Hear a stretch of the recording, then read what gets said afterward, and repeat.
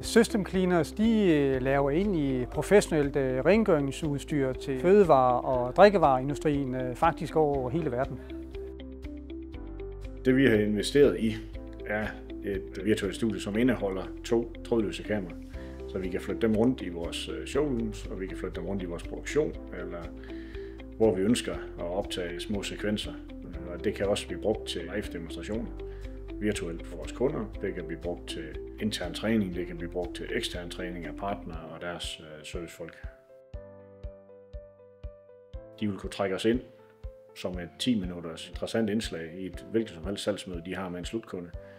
Og de kan lukke os af, når vi ikke behøver at være en del af diskussionen med. Jamen altså, hvis man skal indføre sådan et professionelt videosetup, så for os har det været vigtigt at spørge nogle professionelle partnere om, hvordan vi egentlig gør det, fordi vi ved noget om rengøring, vi ved ikke særlig meget om videosetup, så vi har været ude og spørge nogle professionelle partnere. Udover investeringen, så kræver det en lille ændring af mindsetet ved hele salgsteamet. At det er en ny måde, vi skal til at præsentere på. Nu skal vi pludselig være studieværter i vores eget tv-program, i stedet for at gemme os bag ved en PowerPoint-præsentation.